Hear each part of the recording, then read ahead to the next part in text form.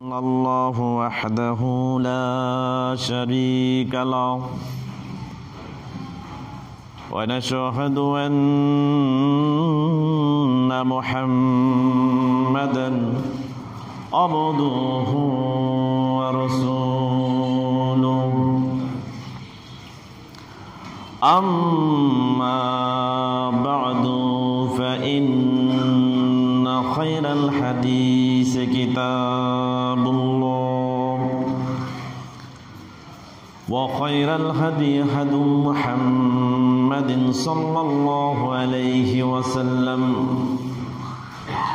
وشر الأمور محدثاتها وكل محدثة بدعة وكل بدعة ضلالة وكل ضلالة في النار فأعوذ بالله من الشيطان الرجيم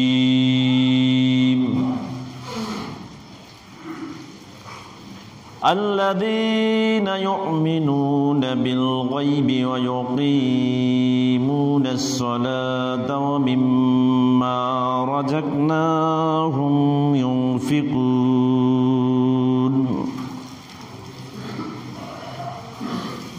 وقال الله تعالى في آيات أخرى بسم الله الرحمن الرحيم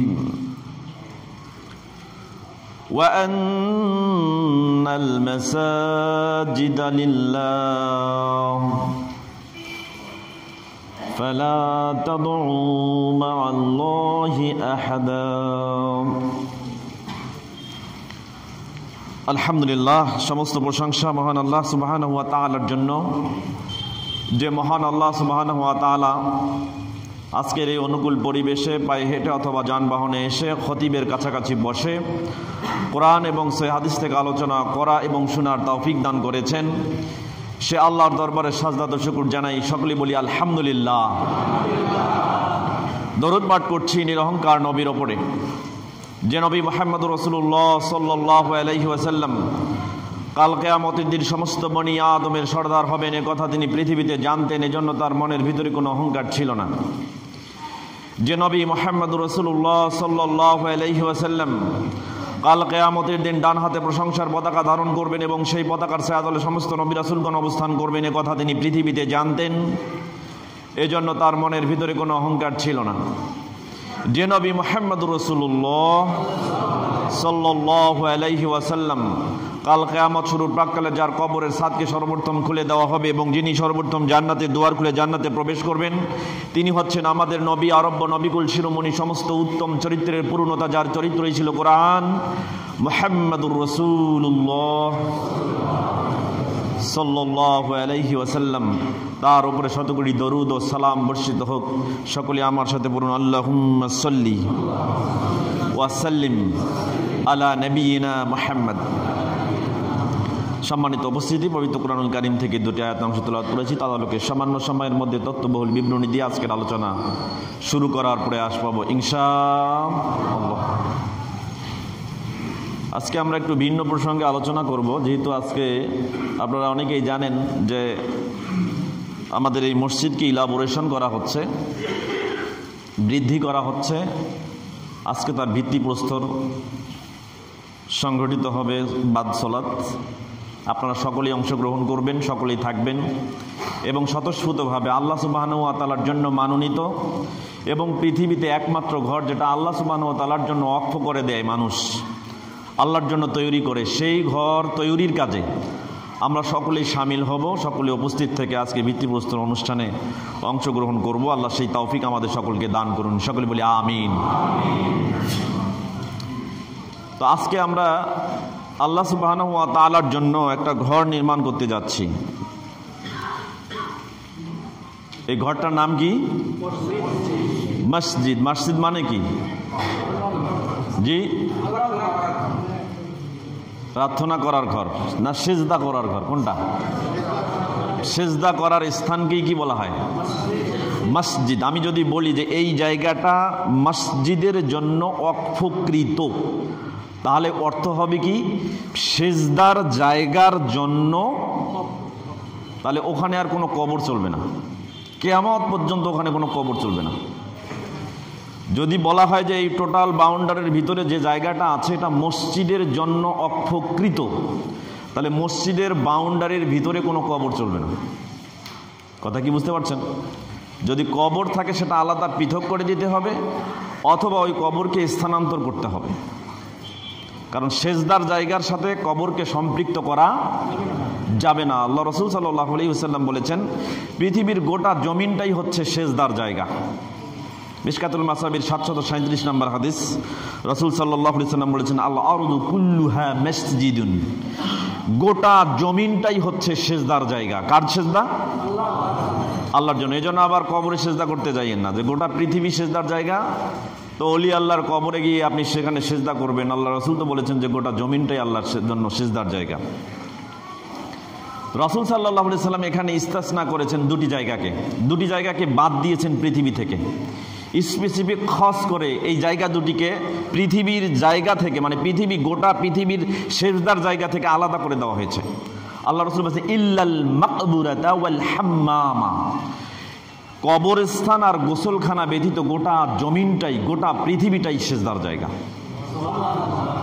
আপনি যেখানেই দাঁড়াবেন, সালাতের সময় হয়ে গেছে, মসজিদ খুঁজে পাননি, ওখানেই পবিত্রতা অর্জন করে আপনি সেজদা করবেন, আল্লাহর জন্য সালাত আদায় করবেন, আপনার সালাত শুদ্ধ হয়ে যাবে। বরং যদি মসজিদ খুঁজে না পান, যে কোনো ফাঁকা জায়গা, যে কোনো জমিন আল্লাহ সুবহানাহু ওয়া তাআলা যেটা সেজদার জায়গা মনোনীত করেছেন, সেখানে যদি আপনি সালাত আদায় করেন, মসজিদ খুঁজে না পান, জামাতে যেতে না পারেন, অংশগ্রহণ করতে না পারেন, তাহলে জামাতে অংশগ্রহণ করলে সালাতে 25 থেকে 27 গুণ পর্যন্ত সওয়াব হয়। আল্লাহ রাসূল সাল্লাল্লাহু আলাইহি সাল্লাম বলেছেন যদি সে সালাত আদায় করে এমন কোনো জায়গায় যেখানে কোনো মসজিদ নাই, সেজদার জায়গা নেই, কোনো জামাত নাই, তাহলে সেই জায়গার সালাত যদি সে একাকীও আদায় করে, যথাসময়ে রুকু এবং সেজদা ভালো করে, তাহলে তার আমলনামায় 50 গুণ সওয়াব লিপিবদ্ধ করা হয়। তাহলে গোটা জমিনটাই সেজদার জায়গা, আল্লাহর জন্য সেজদার জন্য বরাদ্দ। তো যেখানে সেজদার জায়গা আমরা স্পেসিফিক করি, মসজিদ বানাই যেটাকে, সেই মসজিদের জন্য অক্ষকৃত জায়গার ভিতরে কোনো কবর থাকবে না, থাকলে সেটাকে উঠিয়ে দিতে হবে, অথবা ওই কবরকে পৃথক বাউন্ডারি দিয়ে একেবারে মসজিদ থেকে আলাদা করে দিতে হবে। কথা কি বুঝতে পারছেন? সম্মানিত উপস্থিতি, এবার আসুন, আমরা তো সবাই মরে যাব না? এবং এই পৃথিবীতে আমরা বসবাস করছি, আমরা কিন্তু সবাই, প্রত্যেকে আমাদের একটা আকাঙ্ক্ষা থাকে, সেটা হচ্ছে সম্পদের আকাঙ্ক্ষা থাকে না? আছে আমাদের, তারপরেও চাই আরো একটু বেশি হোক, আরো আছে আরো বেশি হোক, আরো আছে আরো বেশি হোক। আমাদের চাহিদার কিন্তু শেষ নেই, কিন্তু আপনার চাহিদাকে আল্লাহ সীমিত করে দিলেও, আপনার চাহিদা মতো আপনাকে সম্পদ দিলেও আপনার চাহিদা আরো ব্যাপক হয়ে যায়, বাড়তেই থাকে। আর মানুষ সব থেকে বেশি অকৃতজ্ঞ, যেটা সূরা আদিয়াতের 6 নম্বর আয়াতে আল্লাহ সুবহানাহু ওয়া তাআলা বলেছেন ইন্নাল ইনসানা লিরাব্বিহি লাকানুদ, যে মানুষ, নিশ্চয়ই মানুষ, সকল মানুষ, এরা হচ্ছে আল্লাহ সুবহানাহু ওয়া তাআলা তার রব, এই রবের প্রতি অকৃতজ্ঞ। আপনি এটা বিশ্বাস করেন? আমরা অকৃতজ্ঞ না? অকৃতজ্ঞ। আপনার জীবনের যা ইনকাম করেছেন, আপনাকে যদি বলি আপনাকে এই সম্পদ কে দিয়েছেন, আপনি কি বলবেন? আমি করছি, না আমার বাপ দিছে, না হলে আমার বাপের বাপ দাদা দিছে, বংশক্রমে আমরা এই সম্পদ পেয়ে আসছি। এজন্য আমরা আবার বংশক্রমে যারা একটু ধনী থাকি তারা আবার বড়ই করি যে আমাদের বংশে কোনো গরিব লোক নাই, আমরা বংশক্রমে আমরা কি ধনী, পয়সাওয়ালা, তাই না? এখন কিন্তু পয়সাওয়ালাকে, টাকাওয়ালা পয়সাওয়ালা কইলে গায়ে লাগে, কিন্তু ধনী বললে, বড় লোক বললে এদের গায়ে লাগে না, একটু ভালো লাগে, তাই না? কিন্তু প্রকৃত বলেন তো, যাদের পয়সা আছে, টাকা আছে, এরা কি বড় লোক?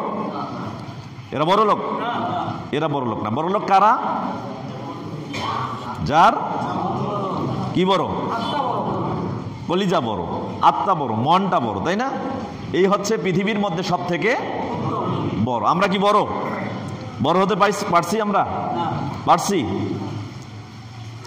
কৃষক আবাদ করে, কিন্তু কৃষকের আবাদে কোনো বরকত নাই। কেন? আপনাদের এখানে জমিওয়ালা আছে না অনেকেই? কারো 20 বিঘা জমি আছে, কারো 2-20 জমি মানে 40 বিঘা জমি আছে, কারো তারও বেশি 3-20 জমি আছে না? জমি এত আবাদ করে, এত সম্পদ, জমির দাম কমছে না বাড়ছে? বাড়ছে না? আগের তুলনায় কি কমছে না বাড়ছে? বাড়ছে। তারপরেও দেখেন এর অভাব যায় না। আগেও জমি আলা ছিল, 1-20 মাটির জমি সম্পদের মালিক ছিল। সে যতটা শান্ত ছিল, সে যতটা তৃপ্ত ছিল, এখনকার জমিওয়ালা তার থেকে বেশি দাম বাড়ার পরেও সে কিন্তু তৃপ্ত না, সে খুশি না। তারপরেও দেখবেন সে আবাদ করে, এত আবাদ করে, হিসাব করে দেখবেন, তাকে গিয়ে জিজ্ঞাসা করবেন এবার তো আপনার আবাদ ভালো হয়েছে, তারপরেও সে বলবে যে আমার আবাদ এবার বেশি একটা ভালো হয়নি, বেশি লাভ হয়নি, লস হয়েছে। কেন লস হয়? লস কেন? কারণ এরা গরিবের ধন মেরে খায়, গরিবের সম্পদ মেরে খায়, গরিবের হক মেরে খায়। প্রত্যেকটা জমিওয়ালা যারা অসংখ্য জমি আবাদ করছে কিন্তু তাদের জমিতে, তাদের ফসলে বরকত নাই, কেন? এরা গরিবের হক মেরে খায়। কথা কি বুঝতে পারছেন? অনেকের কাছে এটা মনে হয় যে একটু অন্যরকম শোনালো, যে গরিবের হক তারা কেমনে মারে? জমিতে ওষুধ হয় না? হয়। বোঝেন তো এটা? ওষুধ দেওয়ার অভ্যাস থাকলে তো এটা বুঝবেন, আর ওষুধ দেওয়ার অভ্যাস না থাকলে ওষুধ কি জিনিস তার কাছে এটা নতুন মনে হবে। ওষুধ মানে কি বোঝেন? জমিতে আমি যা আবাদ করছি এর 10 ভাগের 1 ভাগ এটা আমার না, এটা গরিবের। কার? গরিবের। কিন্তু আমরা কি ওষুধ দেই? আল্লাহ রাসূল সাল্লাল্লাহু আলাইহি ওয়াসাল্লাম বলেছেন, যেটা বৃষ্টির পানির বর্ষণের ফলে আবাদ হয় জমিতে, এই ফসলের 10 ভাগের 1 ভাগ হচ্ছে গরিবের জন্য।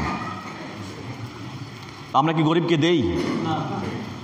আবার বলেন ইরিগেশনের সময় পানি সেচ দিয়ে আমরা জমি আবাদ করি, সেবার কিন্তু আপনাকে শিথিল করে দিয়েছে ইসলাম। 20 ভাগের 1 ভাগ আপনি গরিবকে দিবেন। তাহলে একটা জমিতে যদি 20 মণ ধান হয়, তাহলে ওর কত মণ দিতে হবে? 1 মণ দিতে হবে। আবার এটা যদি আপনি 10 ভাগের 1 ভাগ করেন, তাহলে সেই ক্ষেত্রে 2 মণ দিতে হবে। কথা কি বুঝতে পারছেন? কিন্তু আমরা কি দেই? দেই না। এই জন্য তো আমাদের অভাব ছাড়ে না। আপনি ইন্টারন্যাশনাল ইকোনমিক কারেন্সি নিয়ে কথা বলেন, মুদ্রাস্ফীতি নিয়ে কথা বলেন, ইকোনমিক্সের কোনো ধারা নিয়ে কথা বলার অধিকার আপনার নাই। কেন অধিকার নাই? আপনি আগে ব্যক্তি জীবনে অর্থনীতিকে ইসলামী অর্থনীতিতে পরিণত করেন, তাহলে দেখবেন অভাব থাকবে না। বাংলাদেশ সরকার কোনোভাবেই বাংলাদেশের মানুষের অভাব নিবারণ করতে পারবে না। একটা ওয়ে আছে, একটা পদ্ধতি আছে, ওয়াল্লাহি বিশ্বাস করেন। আগামীকাল থেকে যত জমিওয়ালা আছে সকলের কাছ থেকে জোর করে 1/10 ওষুধ তুলে নেক, গরিবদের মাঝে বন্টন করে দেখ, আগামী 1 বছরের মধ্যে দেখবেন বাংলাদেশে কোনো অভাবী লোক থাকবে না। বিশ্বাস করেন? কোনো অভাবী লোক থাকবে না। বাংলাদেশ তার চাহিদা পূর্ণ করেও বাইরের দেশকে সাহায্য করতে পারবে। আমাদের ফসল কেন হচ্ছে না? এই কারণেই হচ্ছে না। আপনি ওষুধ বের করেন না, আপনার জাকাত নেই, আপনি সম্পদ না, আপনার দান নেই, সদকা নেই, সম্পদ বৃদ্ধি হবে কেমনে? আপনি আল্লাহকে যা দিবেন, আপনি যদি আমাকে দেন, দুনিয়াটা হচ্ছে গিভ অ্যান্ড টেক, আপনি দিবেন নিবেন। দেখেন যার সাথে আপনার সম্পর্ক আছে আপনি তাকে দেন, বিনিময়ে পাবেন। আপনি আপনার স্ত্রীর সাথে আজকে খারাপ ব্যবহার করেন, কাল থেকে আপনার স্ত্রী আপনার সাথে খারাপ ব্যবহার করা শুরু করে দেবে। আপনার ছেলেটাকে ডমিনেট করেন, তার চাহিদা অপূর্ণ রাখেন, কাল থেকে আপনার ছেলে আপনার অবাধ্য হওয়া শুরু করবে। কাকে জন্ম দিয়েছেন আপনি? কাকে জন্ম দিয়েছেন? কার সাথে জীবনযাপন করছেন? মুআশারার যতগুলো, মুআমালাতের যতগুলো ধারা আছে, সব জায়গায় দেখবেন প্রত্যেকটা মানুষের সাথে কোনো না কোনো স্বার্থে জড়িত। আর আল্লাহ আপনাকে সৃষ্টি করলেন, কোনো স্বার্থ নেই। আল্লাহকে আপনি কিছু দিবেন না, আল্লাহ আপনার কাছ থেকে কিছু নিবে না। আশ্চর্য, কেমন সৃষ্টি আপনি! স্রষ্টার চাহিদা বুঝেন না। চিন্তা করছেন আপনি কাল কিয়ামতের দিন আল্লাহর সামনে দাঁড়াবেন না? দাঁড়াবেন? কাল কিয়ামতের দিন আল্লাহর সামনে দাঁড়াবেন তো? প্রস্তুত আছেন? দেখবো কেমন প্রস্তুত আছেন আপনারা। বলছেন তো ইনশাআল্লাহ। দেখা যাবে আজকে বক্তৃতা শেষে আপনারা কতটুকু প্রস্তুত। ইনশাআল্লাহ আমরা এটা আজকে যাচাই করব। মুখে যা বলবেন অন্তরে যদি তার উল্টো থাকে, কাল কিয়ামতের দিন আপনার মুখটা উল্টা করে দিবেন কে? জান্নাতে যাচ্ছেন, কিন্তু যাচ্ছেন আপনি জাহান্নামে। কথা কি বুঝতে পারছেন? তো কথা একটু হুশ করে কথা বলবেন, কোন স্থানে দাঁড়িয়ে কোন স্থানে বসে কথা বলতেছেন এটারও একটু মাপযোগ করবেন। তো যা বলছিলাম, আমরা আজকে দুনিয়াতে ভোগ করছি সব কিছু আমরা গ্রহণ করছি, সব কিছু বিলাচ্ছি, নিচ্ছি, খাচ্ছি, দাচ্ছি, ভোগ করছি। এগুলো দিয়েছেন কে?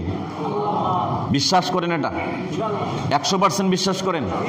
তাহলে আগামীকাল একটা দিন আসতেছে, সেটা বুঝেন? আগামীকাল মানে যখন আপনি আল্লাহর সামনে দণ্ডায়মান হবেন, এটা হচ্ছে আগামীকাল। এটা কিন্তু বলতে পারেন আপনি মরলেই কিয়ামত শুরু। কিয়ামতের হিসাব করতে যাইয়েন না যে কবে কিয়ামত আসবে, ওই যে 2021, 22, 23, 24, 2046, 41, আবার কবে পরে অমুক 2200 বছর পরে, 1400 বছর পরে, এগুলা হিসাব করতে যাইয়েন। এগুলো আপনার কাজ না। আল্লাহ রসুল সাল্লাল্লাহু আলাইহি সাল্লাম থেকে কিয়ামত কবে হবে সুনির্দিষ্ট কোনো কিছুই প্রমাণিত হয়নি। কিয়ামতের পূর্ব মুহূর্ত পর্যন্ত কোনো মানুষ এটা প্রমাণ দিতে পারবে না। সুতরাং এটা নিয়ে ভাবার দরকার নেই। আপনি মরলেই কিয়ামত, আপনার জন্য কিয়ামত শুরু। ওখানেই ফয়সালা হবে। আলামে বরজাখে, করবের জগতে আপনি যদি পাশ করেন তাহলে জান্নাত এবং জাহান্নামের ঠিকানা আপনি ওখানেই পেয়ে যাবেন। কথা কি বুঝতে পারছেন? তো কাল কিয়ামতের দিন আল্লাহ সুবহানাহু ওয়া তাআলার সামনে আপনাকে দণ্ডায়মান হতে হবে, এটা বিশ্বাস করি তো? বিশ্বাস করেন? আচ্ছা, কাল কিয়ামতের দিন আল্লাহর সামনে আপনি দণ্ডায়মান হবেন। এই দণ্ডায়মান হওয়ার জন্য আপনি সামনে কি পেশ করেছেন? যে আমি দণ্ডায়মান হব, আল্লাহ যদি কাল কিয়ামতের দিন আমাকে পাকড়াও করে, তো আমি এটা দিয়ে বেঁচে যাব। আপনার আমলের নিশ্চয়তা আছে? আপনি ভালো আমল করছেন, আপনার আমল গ্রহণযোগ্য আছে, নিশ্চয়তা আছে? আপনি যে শুধু ভালো আমলেই করছেন, আপনার আমল নামে কোনো পাপ নেই, এটা কি আপনি বিশ্বাস করেন? তাহলে আমি আমার আমল নিয়ে শঙ্কিত, আমি আমার আমল নিয়ে দ্বিধাগ্রস্ত, আমি আমার আমল নিয়ে স্যাটিসফাইড না, আমি আমার আমল নিয়েই কনফিউজড, আমি আমার আমলের অ্যাসুরেন্স করতে পারতেছি না, নিশ্চয়তা দিতে পারতেছি না।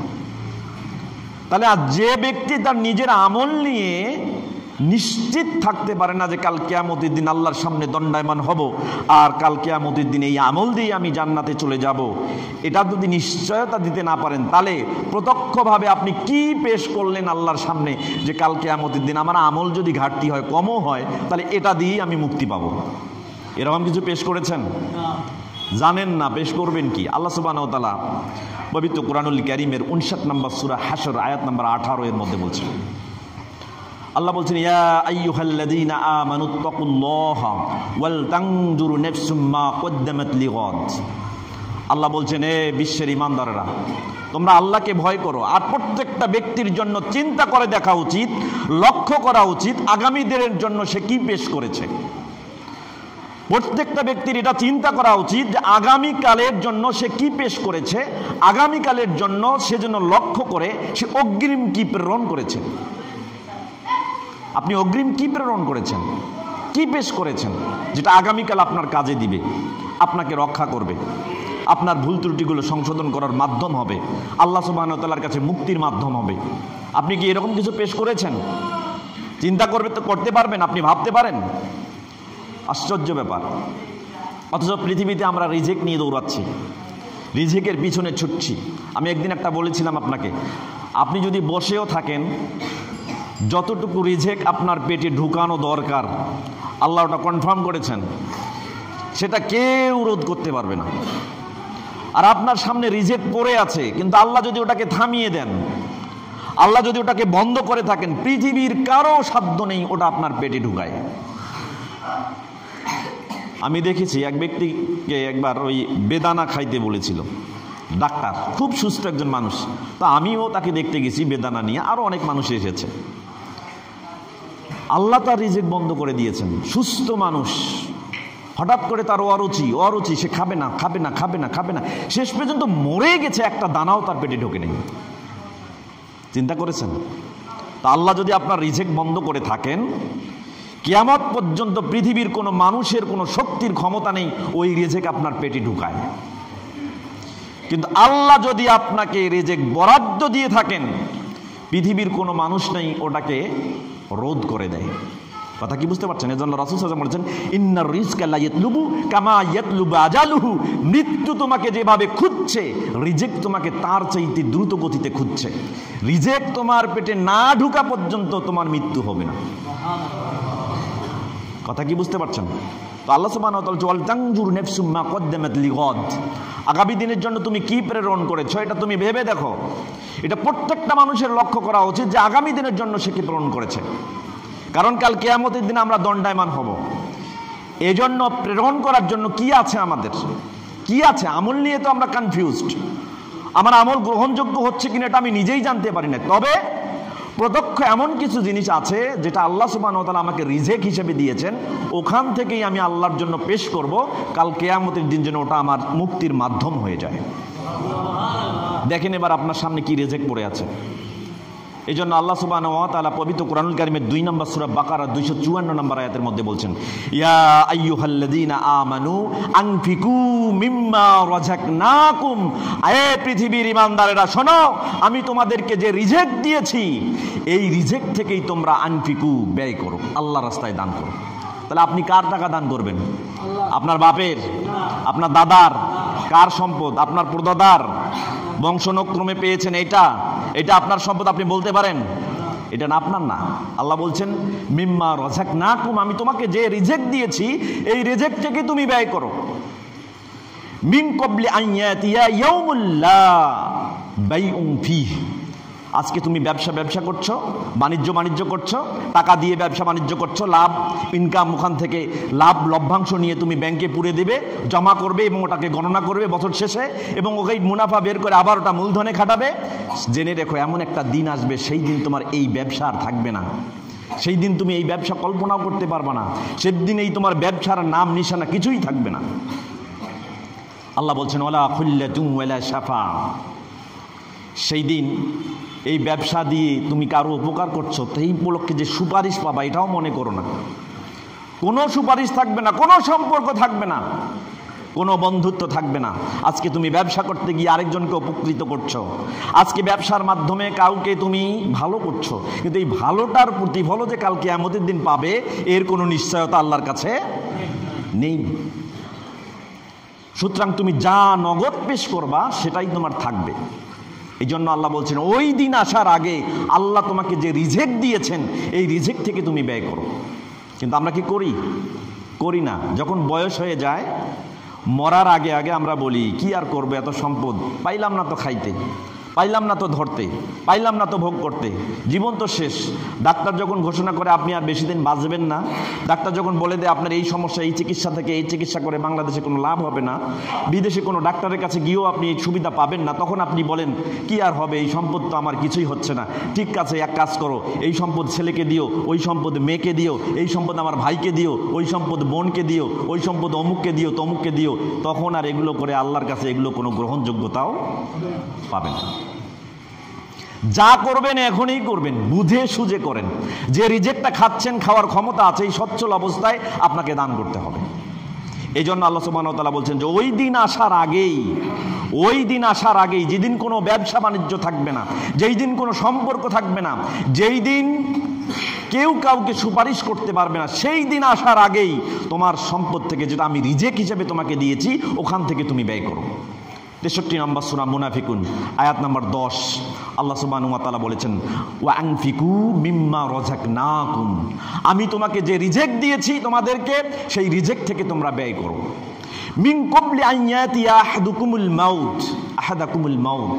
তোমাদের কারো কাছে মৃত্যু আসার আগেই তোমাকে দান করতে হবে। মৃত্যু আসার আগেই তোমার সম্পদ তোমাকে ব্যয় করতে হবে। মৃত্যু আপনার কখন হচ্ছে আপনি জানেন না। আজকে মৃত্যু কি আমরা গ্যারান্টি দিতে পারি যে স্বাভাবিক বার্ধক্যে আমরা উপনীত হব, স্বাভাবিক বার্ধক্যে উপনীত হওয়ার পরে মৃত্যুবরণ করবো, এই গ্যারান্টি আছে? তাহলে কি করবেন? ওই মরা পর্যন্ত অপেক্ষা করার কোনো সুযোগ নেই, বার্ধক্য হওয়া পর্যন্ত অপেক্ষা করার কোনো সুযোগ নেই, কঠিন কোনো রোগে আক্রান্ত হয়ে যাওয়া অপেক্ষা পর্যন্ত সুযোগ নেই। যে অবস্থায় আছেন, যখনই সচ্ছলতা অনুভব করছেন, তখনই আপনাকে পেশ করতে হবে আগামী দিনের জন্য আপনার মুক্তির উপায়। এই জন্য আপনার সম্পদ থেকে আপনাকে এখনই ব্যয় করার জন্য নিশ্চয়তা বিধান করতে হবে। আপনি তো আপনার সম্পদ থেকে দিচ্ছেন না, এই সম্পদ কে দিয়েছেন? আপনি আজকে বলতেছেন আমি জমিতে গেলাম, হাল চাষ করলাম, জমিতে বীজ বপন করলাম, বেচন উঠালাম, সেই বেচনকে আবার বলান করলাম, সেটা আবার তুলে নিয়ে আমি রোপণ করলাম, করার পরে আস্তে আস্তে ধান হলো, সেগুলো কেটে নিয়ে আসলাম, মারাই করলাম, শুকালাম, এগুলো আমি খাচ্ছি, এত কষ্ট করলাম, আর বলতেছে যে এগুলো আমার না, কিছুই না। আল্লাহ কাল কিয়ামতের দিন আপনাকে প্রশ্ন করবেন, হাল তাজরাউন, আচ্ছা তুমি কি চাষ করেছো? কি জবাব দিবেন? হাল তাজরাউন, তুমি কি চাষ করেছো? চাষাবাদ কি তুমি করেছো? জবাব কি দিবেন? শত মানুষ চাষ করছে না, জমি ধান ফলাইছে না, ধান হয়ে গেছে, পাকছে না, পাকার পরে কি ধান আনতে পারে? আনতে পারে? কিছুদিন আগে আমি শুনলাম যে কিছু জমিতে ধান বের হয়েছে, সে ধানগুলো একেবারে মানে ওর বীজ আসার আগেই মরে গেছে, মানে মাজরা পোকা নাকি ওটা কেটে দেয়, এটা আপনারাই ভালো বোঝেন। কারেন্ট পোকা দেখছেন? পোকাও কেমন আবিষ্কার করেছেন আল্লাহ। এগুলো হচ্ছে আপনারা গরিবের ধন মেরে খান। এই জন্য আল্লাহ বলছেন যে তোর ধন তুইও খাইতে পারবি না, গরিবও খাইতে পারবে না, আরও কেউ খাই, পোকামাকড়ও খাবে না, এমন জায়গায় কেটে দেয় যে ওর ধানেই আসে না। চিন্তা করছেন কি লাভ হলো? এই জন্য আপনি কাল কিয়ামতের দিন আল্লাহ সুবহানাহু ওয়া তাআলার সামনে দণ্ডায়মান হবেন। দণ্ডায়মান হওয়ার জন্য একটা উপলক্ষ লাগবে, যে উপলক্ষের মাধ্যমে আপনি যেন মুক্তি পেতে পারেন। সেটা হচ্ছে আল্লাহ যে রিজেক দিয়েছেন, যে জীবিকা দিয়েছেন, সেই জীবিকা থেকে আপনি ব্যয় করুন। আল্লাহ সুবহানাহু ওয়া তাআলা বলেছেন, মিন ক্বাবলি আন ইয়াতিয়া আহাদাকুমুল মাউত, তোমাদের কারো মৃত্যু আসার আগেই তোমরা সেটাকে ব্যয় করো। যদি মৃত্যু এসেই যায়, তুমি দান করতে চাচ্ছ, অনেকে আমাদের মধ্যে এরকম টেন্ডেন্সি আছে, আচ্ছা দান করবো, করবো, আচ্ছা কিছুদিন যাক, আচ্ছা একটু দেখি, এই দেখতে দেখতে মৃত্যু এসে গেল, আসলে না? অনেকের এরকম হয় না? হয়। আল্লাহ বলেন দেখা যাবে অনেক সময় তুমি দিতে চাচ্ছ, দিতে পারছো না। মানে কি? তুমি দিতে চাচ্ছ কিন্তু দিচ্ছ না, দিচ্ছ না, এমত অবস্থায় তোমার মৃত্যু এসে গেছে। আল্লাহ বলছেন ফাইয়াকুলা রব্বি, তখন সে বলবে এই অবস্থায় যখন মৃত্যু এসে গেল, আসার পরে বললে ফাইয়াকুলা রব্বি লাউলা আখারতানি ইলা আজালিন করিব, আল্লাহ আমার তো সময় শেষ হয়ে গেল, আমাকে আরেকটু সময় দাও। ফাসাদ্দাকা ওয়া আকুম মিনাস সলিহিন, আমাকে আরেকটু সময় দেন, আমি দুনিয়াতে যাই, আমি যা করতে পারি নাই, যা দান করতে পারি নাই, সেই সম্পদগুলো যেন আমি দান করতে পারি। যে গরিবের হক আমি মেরে খেয়েছি, ওসর দেই নাই, সেই ওসরটা যেন দিতে পারি। পাবেন, সময় পাবেন। এরপরে বলেন ওয়াকুম মিনাস সলিহিন, অন্তত কিছু ভালো কাজ করে আসি, একটু সুযোগ দেন। আল্লাহ কি দিবে? 23 নম্বর সূরা মুমিনুন 99 এবং 100 নম্বর আয়াত বাড়িতে গিয়ে পড়বেন। আল্লাহ সুবহানাহু ওয়া তাআলা বলছেন হাত্তা ইজা জাআ আহাদাহুমুল মাউত, যখন কারো তোমাদের কাছে মৃত্যু এসে যায়, মৃত্যু যখন এসে গেল, ক্বালা রব্বি ইরজিউনি লাআল্লি আ'মালু সলিহান, তখন সে বলবে রব্বি আমাকে একটু সময় দাও, আমি ফিরে যাই। লাআল্লি আ'মালু সলিহান ফিমা তারাকতু, যে কাজগুলো আমি করতে পারি নাই, সমাপ্ত করতে পারি নাই, যে কাজগুলো আমি ইচ্ছাকৃত ছেড়ে দিয়েছি, যে কাজগুলো আমি অবহেলা করেছি, আমাকে একটু সময় দেন, আমি সেই কাজগুলো সম্পূর্ণ করে আসি, সেই কাজগুলো করে আসি। তখন আল্লাহ কি বলবেন জানেন? কাল্লা, কখনো না, তুমি যে এরকম বলবে এটা আমি জানি। আল্লাহ জানেন না? আল্লাহ জানেন কি না? আল্লাহ হচ্ছেন আলিম, তিনি সব থেকে বেশি জানেন। 1000 বছর পরে কি ঘটবে এটা জানেন কে? আল্লাহ। তা আপনি এখনই মরে যাবেন, মরার পরে এরকম ঘটনা সংঘটিত হবে, এটা আল্লাহ জানেন না? আল্লাহ বলেন ইন্নাহা কালিমাতুন হুয়া কাইলুহা, আরে তুমি যে এটা বলবে এটা তো আমি জানি, এটা আমি জানি। আমি ওয়ারাইহিম বারযাখুন ইলা ইয়াউমি ইউবাসুন, না এটা আর সময় হবে না, এটা সুযোগ দেওয়া হবে না। ওই যে দেখছো কবর তোমাকে ঘিরে আছে, ওখানে কিয়ামত পর্যন্ত অপেক্ষা করো, কিয়ামত পর্যন্ত অপেক্ষা করো, ওই কবরে কোনো লাভ হবে না, আল্লাহ সুযোগ দেবেন না। সুতরাং ভাই আসুন, আমাদের যা আছে এখনই আমরা পেশ করি। এটা রিজেক আপনার না, আল্লাহ আপনাকে দিয়ে দিয়েছে, এটা আপনি অর্জন করেননি, এটা আপনার এসিব না, এটা আপনি অর্জন করতে পারেননি, এটা আল্লাহ আপনাকে না চাইতেই দিয়ে দিয়েছে। এই জন্য আপনি আল্লাহর কৃতজ্ঞতা করুন, বলেন আলহামদুলিল্লাহ। আপনি চাননি কিন্তু আল্লাহ দিয়েছেন, আর যেটা চাইছেন হয়তো সেটা পেয়েছেন, আল্লাহ আপনাকে আরও অনুগ্রহ করেছেন। কিন্তু যেটা দিয়েছেন আল্লাহ আপনাকে, এটা রিজেক সম্পূর্ণ আল্লাহ প্রদত্ত, স্বতঃস্ফূর্তভাবে আল্লাহ দিয়েছে, আর আপনি পেয়েছেন, এতে আপনার কোনো আকাঙ্ক্ষা ছিল না, আল্লাহ আপনাকে না চাইতেই দিয়েছে। এটা বরকত, সুতরাং এই সম্পদ থেকেই আপনাকে দান করতে হবে। এই জন্য আল্লাহ সুবহানাহু ওয়া তাআলা মুত্তাকিদের পরিচয়, যা আমি বলেছি না যে আপনি বড় হবেন, বড়লোক হবেন, এটা না। বড়লোক কারা? যার এটা বড়। হুদাল্লিল মুত্তাকিন, কোরআনটা কার জন্য পথ প্রদর্শন? পয়সাওয়ালাদের জন্য, গরিবের জন্য। আল্লাহ কি এরকম ক্লাসিফাই করেছেন? বলেছেন কি হুদাল্লিল মুত্তাকিন। মুত্তাকিনদের পরিচয় শুনেন এবার। আল্লাহ বলছেন 2 নম্বর সূরা বাকারা আয়াত নাম্বার 3, আল্লাযীনা ইউমিনুনা বিল গায়ব, যারা বিশ্বাস করে অদৃশ্য। আল্লাহ কি দেখছেন? ফেরেশতাকে দেখছেন?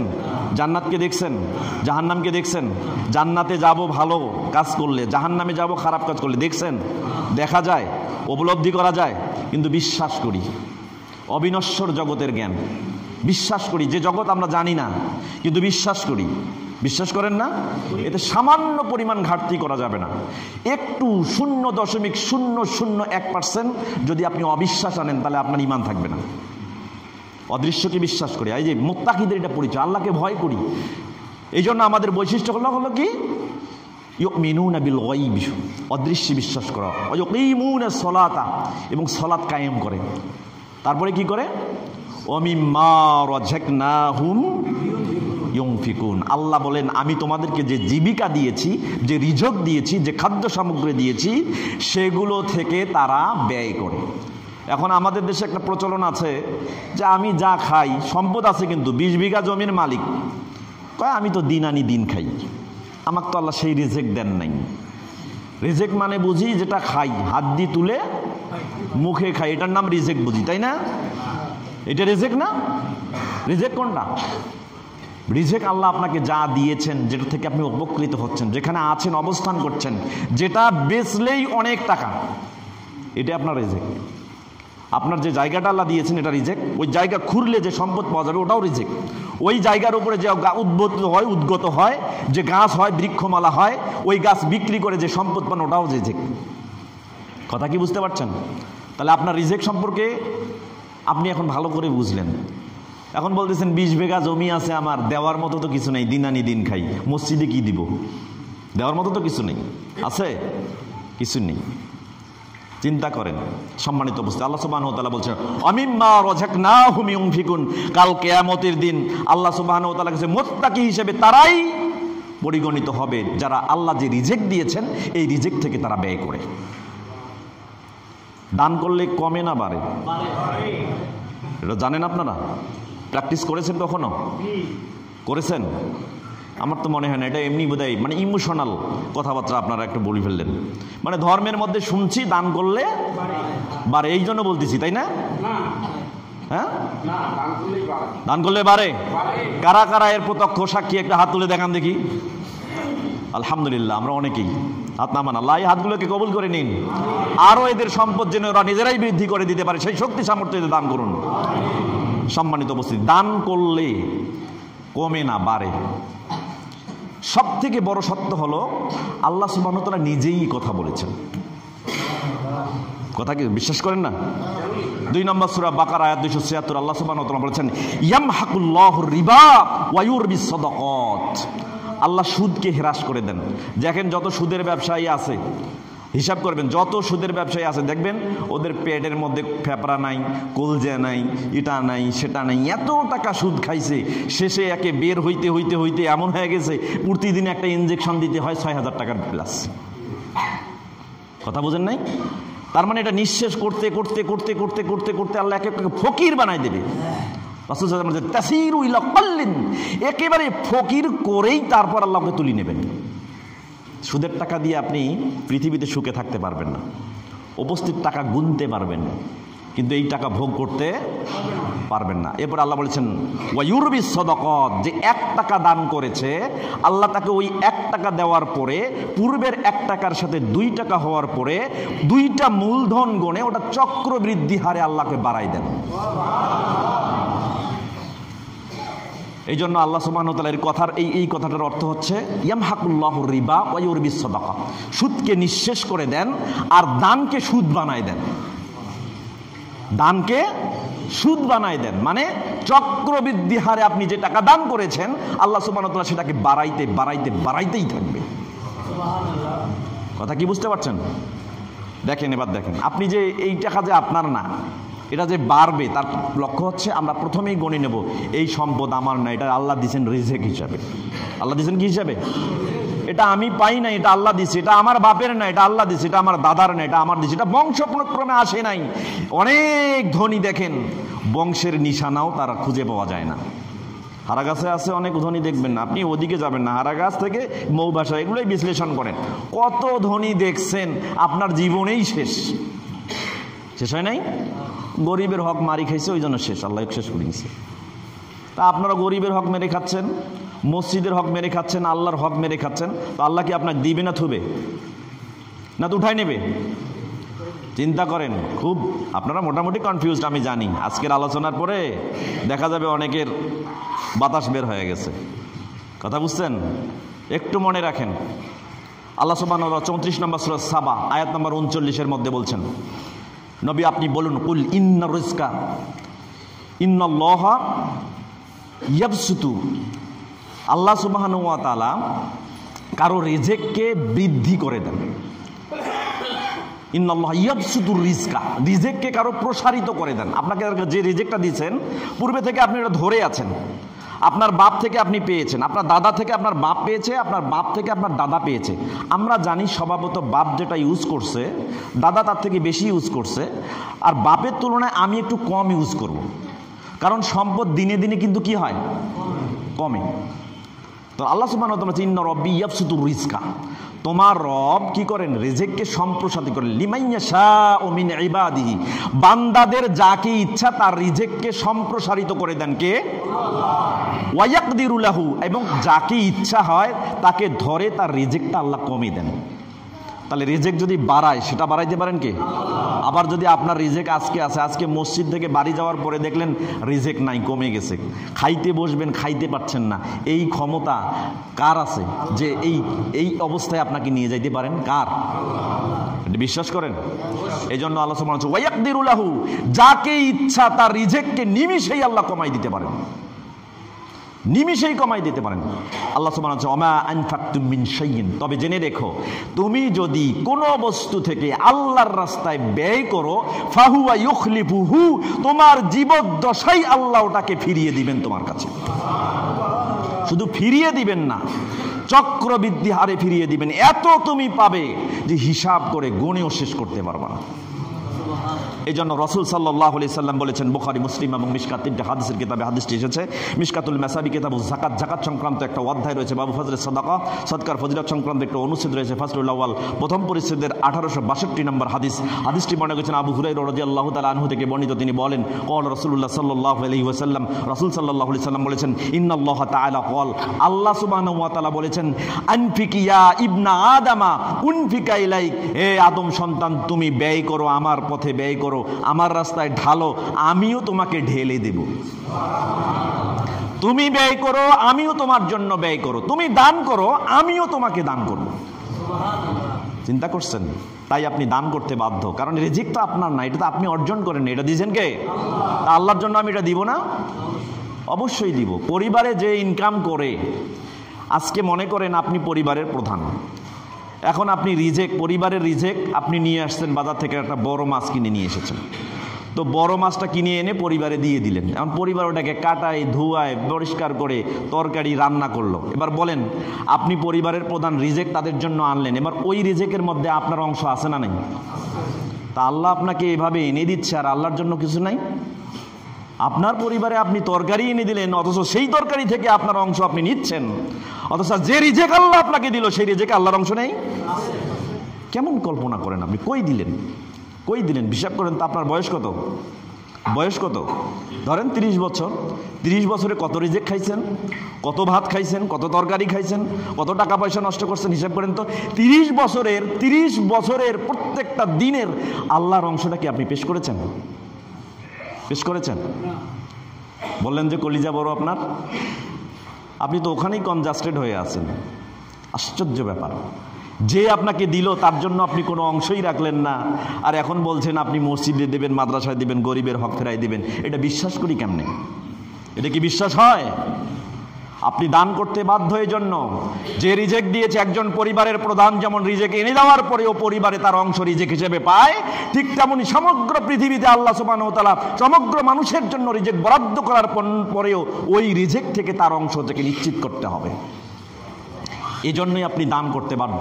বুখারী, মুসলিম এবং মিশকাত তিনটি হাদিসের কিতাবে হাদিসটি এসেছে। মিশকাতুল মাসাবি কিতাবুজ জাকাত, জাকাত দেওয়া সংক্রান্ত একটা অধ্যায় রয়েছে। বাবু ফজলের সাদাকা, উত্তম ফজলের ফজলের সংক্রান্ত একটা অনুচ্ছেদ রয়েছে। ফাসলুল আউয়াল, প্রথম পরিচ্ছেদের 1860 নম্বর হাদিস আবু হুরায়রা থেকে বর্ণিত। তিনি বলেন, ক্বালা রাসূলুল্লাহ সাল্লাল্লাহু আলাইহি ওয়াসাল্লাম, রাসূল সাল্লাল্লাহু আলাইহি ওয়াসাল্লাম বলেছেন, মা মিন আবদিন ইউসবিহুল ইবাদু ফিহি, সকালবেলা যখন ঘুম থেকে উঠে এমন কোনো বান্দা নাই সকালবেলা যখন ঘুম থেকে উঠে ইল্লা মালাকান ইয়ানজিলান, তার সাথে দুইজন ফেরেশতা নাজিল হয়। কয়টা? মিশকাতুল মাসাবির বাবুল ইনফাক ওয়া কারাহিয়াতুল ইমসাক, দানের বদান্যতা, কৃপণতার নিন্দায় অনুচ্ছেদে এই হাদিসটি এসেছে। রাসূল সাল্লাল্লাহু আলাইহি ওয়াসাল্লাম বলেছেন, সকালবেলা যখন ঘুম থেকে উঠার পরে তার সাথে দুইজন ফেরেশতা নাজিল হয়। কয়জন? দুইজন। একজন দোয়া করে আর একজন বদদোয়া করে। এবার বলেন, সকালের আপনি দোয়া চান না বদদোয়া চান? দোয়া চান না বদদোয়া চান? দোয়া চান। দেখেন কিভাবে দোয়া করে। আল্লাহ রাসূল সাল্লাল্লাহু আলাইহি ওয়াসাল্লাম বলেন, ফায়াকুলু আহাদুহুমা, তাদের মধ্যে একজন ফেরেশতা বলতে থাকে, আল্লাহুম্মা আতি মুনফিকান খলাফান, আল্লাহ এই যে আজকে দান করেছে ওর সম্পদ থেকে, সুতরাং তুমি এর সম্পদকে ওকে সহ আরো সমৃদ্ধি দান করে দাও। ওয়ায়াকুলুল আখার, দ্বিতীয়জন বলতে থাকে, আল্লাহুম্মা আতি মুমসিকান তালাফান, আল্লাহ এই যে আজকে ঘুম থেকে উঠেছে এর অনেক সম্পদ কিন্তু দান করে নাই, এ পকেটে হাত ঢুকায় নাই, এর টাকা পয়সা এ মসজিদ মাদ্রাসার জন্য বরাদ্দ করে নাই, তোমার জন্য রিজেকের যে প্রাপ্য সেটা দেয়নি, অতএব তুমি ওকে ওর সম্পদ সহ অপদস্থ করো। এবার বলেন, অভিশাপ নিবেন না দোয়া নিবেন? অভিশাপ নিবেন না দোয়া নিবেন? খুব সাবধান, আজকে মসজিদ এটা আপনার, এটা কার? কাল কিয়ামতের দিন মুসিবতের সময়, সেই দিন কেউ কাউকে চিনবে না। আজকে দুনিয়াতে কি ভালো কাজ করছেন এইটার বিনিময়ে যে ওখানে আল্লাহর কাছে ভালো কিছু পাবেন এরও কোনো গ্যারান্টি আছে? নেই। আল্লাহ সুবহানাহু ওয়া তাআলা 2 নম্বর সূরা বাকারা আয়াত নম্বর 48 এর মধ্যে বলছেন, ওয়াত্তাকু ইয়াওমান লা তাজি নাফসুন আন নাফসিন শাইআ ওয়ালা ইউকবালু মিনহা শাফাআতুন ওয়ালা ইউখাযু মিনহা আদলুন ওয়ালা হুম ইউনসারুন। সেই দিন এমন একটা দিন হবে, সেই দিন কেউ কারো উপকারে আসবে না। সেই দিন কোনো ব্যক্তির কাছ থেকে কোনো সুপারিশ গ্রহণ করা হবে না, কোনো বিনিময় গ্রহণ করা হবে না, এবং ওই ব্যক্তিকে সাহায্য করার জন্য কোনো ব্যক্তিও থাকবে না। কি ভয়াবহ একটা দিন! আল্লাহ রাসূল সাল্লাল্লাহু আলাইহি ওয়াসাল্লাম বলেছেন, যে ব্যক্তি দান করে, যে ব্যক্তি মসজিদ মাদ্রাসায় আল্লাহর অংশকে প্রতিষ্ঠিত করে, রাসূল সাল্লাল্লাহু আলাইহি ওয়াসাল্লাম বলেছেন, বুলুগুল মারামের মধ্যে হাদিস কিতাবুজ জাকাতের মধ্যে এসেছে, বাবু সাদাকাতে তাতাওয়ুন, এই অধ্যায় 632 নম্বর হাদিস, উকবা ইবনে আমির রাদিয়াল্লাহু তাআলা আনহুমা থেকে বর্ণিত। তিনি বলেন, সামিতু রাসূলুল্লাহ সাল্লাল্লাহু আলাইহি ওয়াসাল্লাম ইয়াকুল, আমি রাসূল সাল্লাল্লাহু আলাইহি ওয়াসাল্লামকে বলতে শুনেছি, তিনি বলেছেন, কুল্লু ইমরিইন ফি জিল্লি সাদাকাতিহি ইয়াউমাল কিয়ামা হাত্তা ইউফসালা বাইনান নাস, যতক্ষণ পর্যন্ত সূর্যর প্রখর তাপের মধ্যে লোকেরা দাঁড়িয়ে থাকবে, বিচার কার্য সম্পূর্ণ হবে না, ততক্ষণ পর্যন্ত তার দান, তার সদকা যে ব্যক্তিটা করেছে, মসজিদ মাদ্রাসায় প্রতিষ্ঠিত করেছে, আল্লাহর রিজিককে সঠিকভাবে দিয়েছে, সেই সদকা, সেই দান ওই মুসিবতের সময় তাকে ছায়া দিয়ে সূর্যের আলো থেকে রক্ষা করবে। তা আমরা চাই না যে কাল কিয়ামতের দিন আমার দান আমার মাথার উপরে আসুক? যাই তাহলে অবশ্যই আজকে আপনার হাতকে সম্প্রসারিত করবেন, তাহলে আল্লাহর রিজিক আপনার প্রসারিত করে দিবেন। কথা কি বুঝতে পারছেন?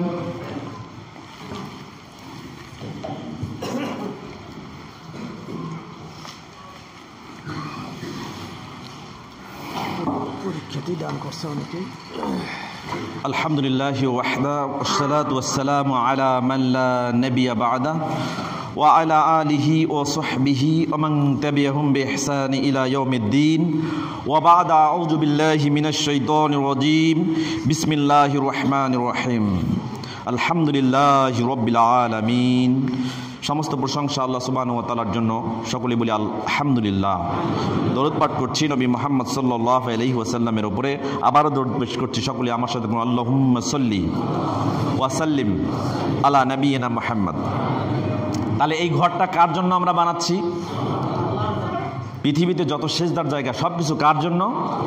আল্লাহ সুবহানাহু ওয়া তাআলা 72 নম্বর সূরা জিন আয়াত নম্বর 18 এর মধ্যে বলছেন ওয়ান্নাল মাসাজিদা লিল্লাহ ফালা তাদউ মাআল্লাহি আহাদা। কিন্তু নবী মুহাম্মদুর রাসূলুল্লাহ সাল্লাল্লাহু আলাইহি ওয়াসাল্লাম বলেছেন যে এই ঘরটা আমার দুনিয়ার এক শ্রেণীর মানুষের জন্য আমি বরাদ্দ করে দিলাম। তারা কারা? যে টাকায় বড় তার জন্য? কিসে বড়? সহিহ আত-তারগীব ওয়াত তারহিব নামে একটা হাদিসের কিতাব আছে, কিতাবুস সালাতের 330 নম্বর হাদিস। আবু দারদা রাদিয়াল্লাহু তাআলা আনহু থেকে বর্ণিত, তিনি বলেন ক্বালা রাসূলুল্লাহ সাল্লাল্লাহু আলাইহি ওয়াসাল্লাম, রাসূল সাল্লাল্লাহু আলাইহি ওয়াসাল্লাম বলেছেন আল মসজিদু বাইতু কুল্লি তাকিয়িন, প্রত্যেকটা ব্যক্তি যার ভিতরে তাকওয়া আছে, আল্লাহর ভয় আছে, যার মনটা আল্লাহর জন্য বড়, তাদের জন্যই হলো এই মসজিদ। এবার এই মসজিদ কে বানাবে? কে বানাবে? যার মনটা বড়, যার ভিতরে তাকওয়া আছে। এখন বলেন যে আমার তো টাকা নাই। রাসূল সাল্লাল্লাহু আলাইহি ওয়াসাল্লাম মিশকাতুল মাসাবির 697 নম্বর হাদিসের মধ্যে বলেছেন মান বানা লিল্লাহি মসজিদান বানাল্লাহু লাহু বাইতান ফিল জান্নাহ, যে ব্যক্তি একটা মসজিদ বানাই দিবে আল্লাহর জন্য, আল্লাহ কাল কিয়ামতের দিন জান্নাতে একটা বাড়ি বানাই দিবেন। এখন আপনি বলছেন আমার তো টাকা পয়সা নাই, আমি তো মসজিদ বানাই দিতে পারবো না। পারবেন? পারবেন না। সর্বোচ্চ আপনি একটা ইট কিনে দিতে পারবেন, এমন লোক আছে না? এমন লোক আছে যে সর্বোচ্চ আমি একটা ইট কিনে দিতে পারবো, আমার সেটারও সামর্থ্য নাই। একটা ইট ভেঙে অর্ধেক ইটের দাম আমি দিতে পারবো 5 টাকা। আমার জন্য কি মসজিদ বরাদ্দ থাকবে? কথা বলেন, থাকবে? এবার হাদিস শোনেন। সহিহ জামিউস সাগীর নামে একটা হাদিসের কিতাব আছে, সহিহ জামিউস সাগীর ফসলে মান শব্দের ফসলে এই হাদিসটি এসেছে, 6128 নম্বর হাদিস। হাদিসটি জাবির রাদিয়াল্লাহু তাআলা আনহু থেকে বর্ণিত, তিনি বলেন ক্বালা রাসূলুল্লাহ সাল্লাল্লাহু আলাইহি ওয়াসাল্লাম, রাসূল সাল্লাল্লাহু আলাইহি ওয়াসাল্লাম বলেছেন মান বানা লিল্লাহি মসজিদান কামাফহাসিন কিতাতিন আও আসগরা। রাসূল সাল্লাল্লাহু আলাইহি ওয়াসাল্লাম বলেছেন কোন ব্যক্তি যদি একটা মসজিদ বানায় দেয় কামাফহাসিন কিতাতিন, একটা তিতির পাখির বাসার সমতুল্য। তিতির পাখি দেখছেন? মুরগির চাইতে একটু বড়, ময়ূরের চেয়ে একটু ছোট তিতির পাখি। তো তিতির পাখির যদি অতটুক হয়, ওর বাসাটা কতটুক হবে? এত বড়? কতটুক? একটা ইট বা ইটের অর্ধেক। রাসূল সাল্লাল্লাহু আলাইহি ওয়াসাল্লাম বলেছেন মান বানা লিল্লাহি মসজিদান কামাফহাসিন কিতাতিন আও আসগরা, যদি তিতির পাখির বাসার চাইতে ছোট একটা মসজিদ বানায় দেয়, রাসূল বলেছেন বানাল্লাহু লাহু বাইতান ফিল জান্নাহ, কাল কিয়ামতের দিন আল্লাহ তাকে জান্নাতে একটা বাড়ি বানায় দিবেন। তাহলে আপনার 5 টাকার মান আর সভাপতি সাহেবের 5 লক্ষ টাকার মান ইকুয়াল। কথা কি বুঝতে পারছেন? এখন বলবেন যে আমি 5 টাকা দিয়ে কি আর ওই পর্যায়ে যেতে পারবো? সভাপতি সাহেব 5 লক্ষ টাকা দিলে তাকে জান্নাতে একটা বাড়ি বানায় দিবেন, তা আমি 5 টাকা দিয়ে তো আর যাইতে পারবো না। তাই আপনি আরো সংকুচিত হয়ে গেছেন, পকেটে আর হাত ঢুকাতে চাচ্ছেন না। কিন্তু এখন দেখেন রাসূল আপনার মাইন্ডকে ইলাবোরেট করার জন্য একটা কি কথা বললেন, যদি আপনি তিতির পাখির বাসার চেয়েও ছোট্ট একটা মসজিদ বানায় দেন, কাল কিয়ামতের দিন নিশ্চিত আপনাকে জান্নাতে একটা বাড়ি বানায় দেওয়া। এজন্য আসুন, আমাদের ঘর আমাদের কি করতে হবে? বাইরে আমরা পড়ে যাব, হাত আমরা পরে পাতবো। আপনার বাড়িতে আপনার বাড়িতে একটা বাড়ি আছে না, ঘর আছে না, এইটা যখন নষ্ট হয়, এটা যখন সংস্কার করার দরকার হয়, আপনি কার কাছে যান? কে টাকা দেয়? নিজে করেন? তাহলে জান্নাতে আপনার একটা বাড়ি হবে, সে বাড়িটা কে বানায় দিবে? কে বানায় দিবে? আশ্চর্য, আই হ্যাভ টেকেন অ্যাবাক। আপনাদের অনেক সময় এই শব্দ দেখে আমি আশ্চর্যম্বিত হয়ে যাই। তাহলে সেই বাড়ি বানার জন্য আপনাকে পদক্ষেপ নিতে হবে না? এই মসজিদের ফান্ডামেন্টাল কাজ থেকে শুরু করে একতলা পর্যন্ত বাইরে থেকে একটা টাকাও যেন গ্রহণ করা না হয়, আপনারাই দিবেন। পারবেন না? পারবেন? পেছনের লোকেরা পারবেন? আল্লাহ কবুল করে নেন, বলে আমিন। টাকা দিয়েছেন একজন এসএসসি পরীক্ষা 2021, 14/11/2021 তারিখ রোজ রবিবার থেকে পরীক্ষা শুরু। দোয়া চেয়েছেন, আপনারা তার জন্য দোয়া করবেন। আবু তাহের 1000 টাকা দান করেছেন, দোয়া চেয়েছেন, তার জন্য দোয়া করবেন। নাম